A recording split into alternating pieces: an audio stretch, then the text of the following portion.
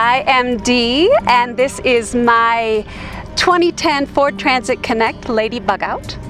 And I have been traveling in her for about a year and a half.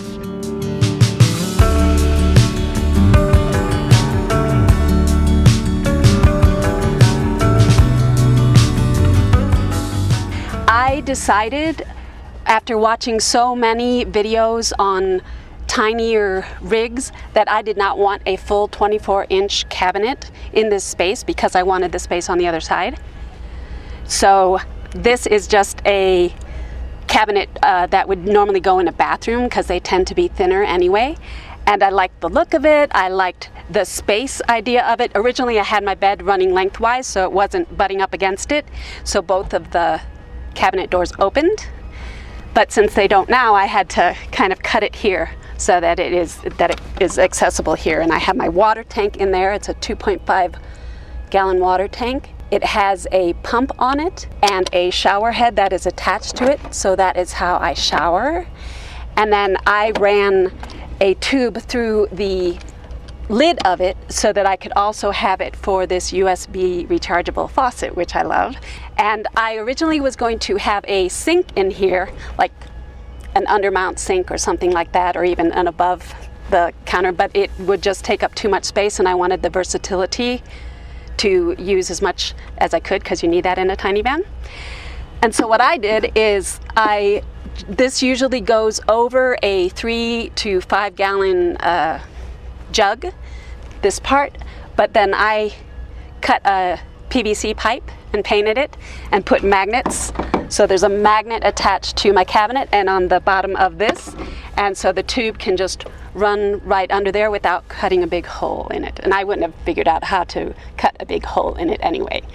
And so then I did it at the height that it is so that I can use this pitcher. It's metal so that it keeps water cooler when I'm out in a hot space, and I just kind of fill it and let it cool off. And I attached the unit by a piece of wood that runs along the back and just L brackets, and then I hid that with just these little IKEA shelves, and then it holds all of my stuff and I can access it pretty rapidly, and I like that. It's very important in a small space to be really organized and to have your things readily available, because you don't want to be digging around for things. And this is another add-on that I did, is I added this shelf. It's just a pull-out shelf, and it has my stove in it. And then I happen to have this crate which fit perfectly between here, and so I just put another shelf on that, and it has all of my little supplies like oatmeal and bars and peanut butter and all of that. So this is a Coleman butane stove. It's a 1-burner stove, and I have to pull it out. So this is just for storage under here, and then I pull it out and put it on the countertop to cook. And I also have a little bamboo table that if it's nice out and I feel like cooking outside, I can cook outside. I have enough space for what I need to cook because I am very minimalist, and so I really thought it out ahead of time. How was I going to cook? What was I going to cook? And then what was I going to need to do that? So I had to eliminate a lot of things, and so I have a skillet that basically can fit in the one side of my cabinet that the handle folds into itself, and then I have one bowl, one plate, one cup, one set of utensils. So that is how it kind of all fits. And then I have these little secret pull-out drawers as well underneath that just are adhesive and can store some other little things that I need. So I'm in a little space, and I thought a lot about whether or not I would do insulation. This is a cargo van, and so it had no windows, but it did have these little areas where you could install a window. So it left about a 1/4-inch gap. And so I thought, just for the aesthetic, but also it has helped a little bit to, I installed reflectix, and then I put this balsa wood in front of it, and it's just literally shoved in under there. You can see it there, but it does keep it from being hot to the touch. Really, the R factor in keeping it cool or hot in here doesn't really matter. I mean, there are no windows to it, so the van itself stays pretty, whatever the temperature is outside, but I can cool it off pretty quickly by opening it up in the heat, and I can warm it up pretty quickly by closing everything down, and then I've got a little defroster heater that I pull out and just kind of warm things up and sleep. So this is just a battery operated light that goes on and off. This is a remote for little fairy lights that I have, and then at my door I have another remote that turns on my puck lights above, so that when I open up the van at night I can just turn that on and it's on. I have several that are mounted on the outside that are magnetic that I pull inside when I'm going down the road, but when I'm at a place stationed for a while, they're motion sensors, so I put that on, and if I approach the van or if anything approaches the van, it kind of lights up and then it goes out by itself.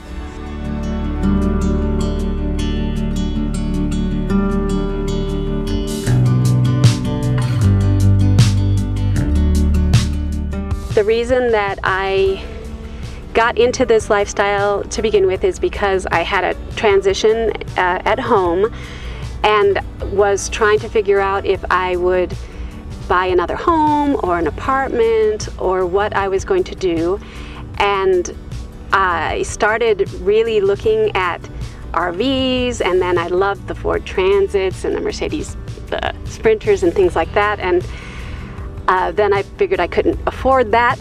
So I thought, though, I wanted to be in a van because I could then go wherever I needed to go. I got 4 children, 3 are grown and out of the house, but I have a 14-year-old son who is still at home.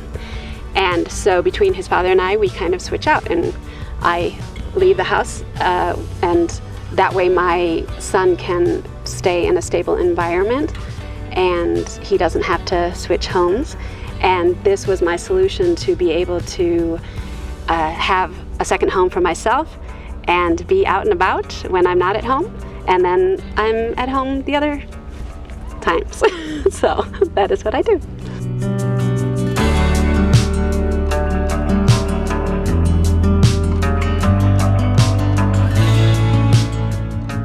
So on this side, I did the same thing with the Reflectix and the balsa wood.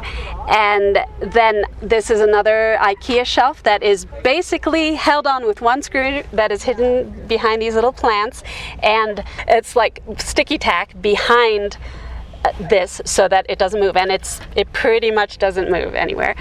I have a carbon monoxide detector here, and then I just kind of store, these are little mini things that I do. This is what I use for laundry when I go to laundromats. It's kind of an earth sensitive kind of thing, and then journaling and Sudoku and things like that. And then my bed, I literally made my whole setup based on the mattress that I am on right now. It is a tatami mat. And it basically was in a meditation room in my home, and I loved it. It was so comfortable. Not for everyone, because it's not like a big fluffy mattress, but it's a firm one. And what I loved about it is that it can be in this couch mode by itself. I didn't have to think about another piece of plywood that I would have to figure out how to rig to become a bed and fold up and things like that. And I didn't want a permanent bed, and I wanted the negative space in front of me because it was very important. I can be in here, I can meditate, I can do yoga, and it's crazy because I'm in a tiny van.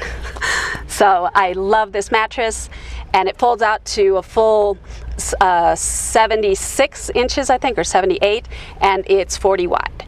One thing when you're in a tiny space is things have to have kind of a double purpose, if you can have them have a double purpose. So all of my pillows, and I've got 3, there's one I have in the front, but they zip open, and usually I have it's not a pillow inside, it's another blanket or sheets or something like that I need. And so they just serve as storage, but they're comfortable and soft. I have a blanket and a jacket in this one. So that is always important to kind of have a double use for things if you can.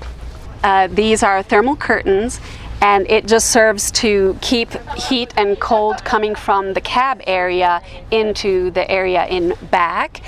and it also keeps light from coming in and things like that. The one thing that I also built out that I am very proud of, I did it all by myself, is this shelf. Usually in a Ford Transit Connect, the shelving ends kind of about 12 inches in, or maybe even 8, and I built out about 10 more to 12 more inches out from that, and just attached the shelf through this metal L bracket here. These storage bins were very hard to find as well, because they had to be the exact height, or not the exact, but it had to be less than 8 inches, which is the height of my bed, because I have 4 of them under my bed that serve for clothing storage and then garage stuff.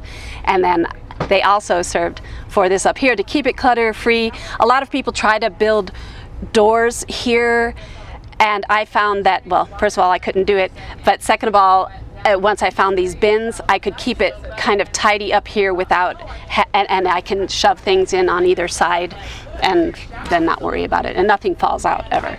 Another friend when you are in a tiny space are hooks. So hooks, hangers, things like that, because in here I store extra socks. I have these little spray bottles that I can freshen up the area, or kind of anything that I just don't want flying around when I'm on the road, or I want easy access to when I am here. Because again, you want to be organized, you want things that are easy access. So same here, these are things that I use for shopping, my produce and things like that. And then over here is just kind of a catch-all. I have some camera equipment and tripods and things like that. And then this little thingy is a new device that I found online. It's called a noggle, and it just brings heat or air into the back area from the vent in front. And it's very efficient. So I am sitting on the other half of my bed and also my toilet. But this is basically my pee jar, and this is my toilet that I am also very proud of. It took me about 5 tries of things to figure out what would work best in this van. And again, it was the height of this. I found it at IKEA. And I was like, I wonder if I could use that. And so I tried if I could sit on it and work it out, and it works for me. Just put up the little back, just like a little toilet seat, and squat, and you got yourself a toilet.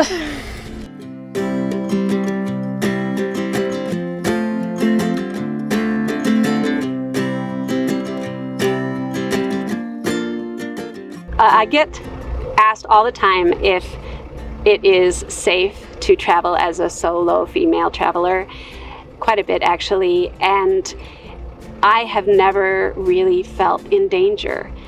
You have to be smart and you have to plan ahead. There are some things that I had learned from other people who are on the road, things to do, things to steer clear of. And that is what I love about the community as well. You can just ask around and you will find the answer that you need. And you'll hear people's stories, and you'll hear what they do and what they don't do. Especially what they don't do is important to pay attention to as a female. And so I have never felt unsafe, but I do take precautions, and I am ready in case of some kind of emergency, whether it is from a person, an animal, or just trouble with my van. So you have to kind of think of all those things. But again, I think people have a misperception of this lifestyle as being totally isolated in the woods somewhere out in the middle of nowhere. And you're usually within a half an hour or at least an hour of a town where you can get supplies, where you can get help. A lot of times, especially for me as a solo female, I do tend to check and make sure when I'm boondocking on BLM land that there are others around, and I'll wave and try to just make sure that somebody is going to be in the vicinity in case I do have some kind of trouble. So I'm never really isolated. I think I'd always have somebody who's kind of caravanning with me if I went into a really remote area anyway, because I wouldn't want to have any breakdowns or anything like that and not have help.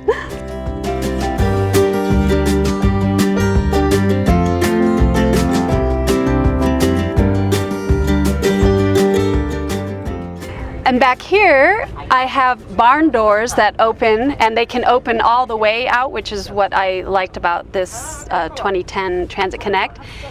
But you can see how the couch kind of can stay by itself. This is basically what it looks like, and there's two clicking mechanisms here, and I can have it at any height and distance that I want. And then back under here, I've got storage for tools and garage things back here. This shower head is attached to the 2.5 gallon that has a pump, so I just turn it on.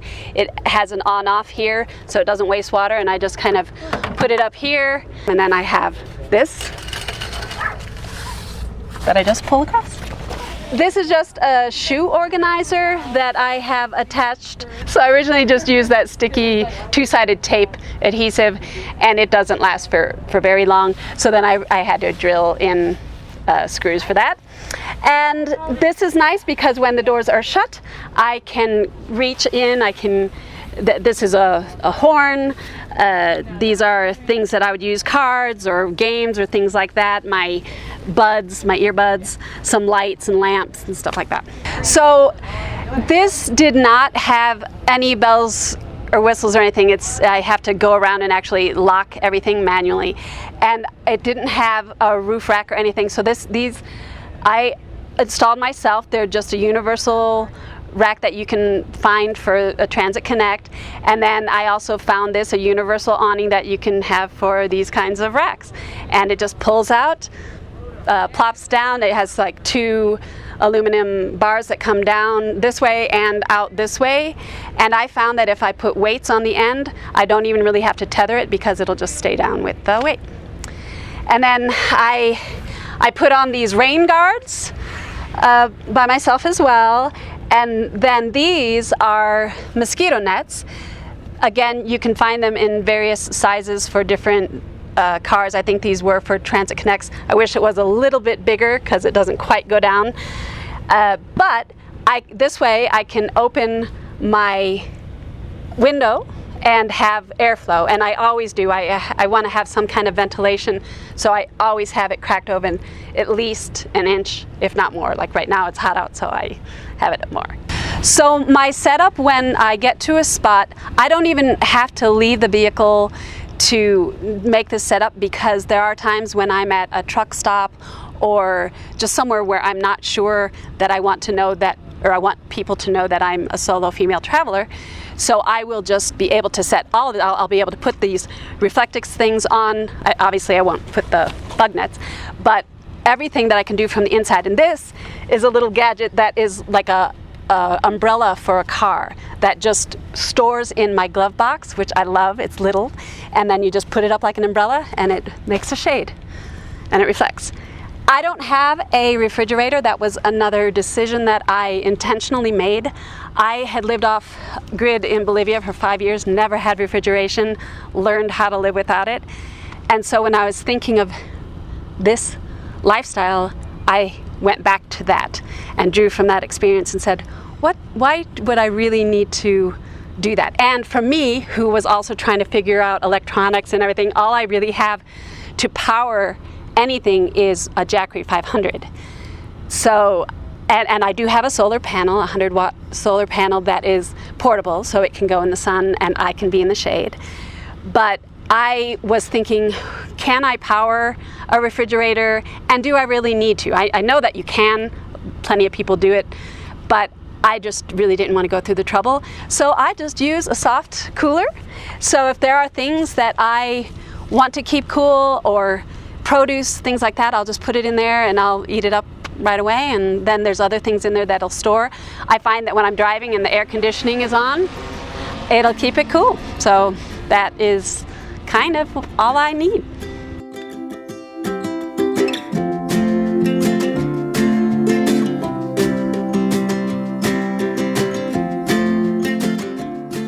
I am a consultant. I am a cultural anthropologist and have done international community development consulting for my entire adult life, basically. So when things transition this way, I basically can keep up that type of work, and especially with what has been happening in the world, you do a lot more Zoom calls and things like that. So that has not changed a lot. One thing that did change is that I started a YouTube channel, and Ladybug Out is my channel. The reason I did that was somebody from another channel had interviewed me, and people resonated with that, I guess, like that I was a solo female, that I did it myself, and had a lot of questions. So my channel kind of spawned because I was trying to answer those questions that I was getting from the other channel. And then people were just like, why don't you just do it? And I'm like, as long as it's fun and as long as people are interested, I'll keep doing it. And so that is kind of a little side hustle that I have, and it does pull in some revenue. The advantage I have that maybe some others who are trying to do this for a living is that I don't need it for a living. It's just nice to have it as a source of income, and especially as I move toward retirement, it might be something that, yeah, will pan out in the end, so we'll see. So I have a YouTube channel, Ladybug Out, and you can find me there. I post every Saturday, or at least I try to. I've been pretty consistent since I started, and I'll just talk about things that interest the people who are watching. And I am also on Instagram, ladybug.out, and that's where you can find me. And I also have a Patreon, so if you want to support me that way, go ahead and join us. It's a smaller community, and there is where I can really try to get to know the people who want to support me as well. So I hope that you have enjoyed my little Ladybug Out. I love her, and I would just say the wisdom that I try to give my kids is live a great story. So if you're thinking of this or anything, it doesn't even have to be this, you're just thinking, oh, I'm scared to do something, let that go and go out, live a great story, and live your best life.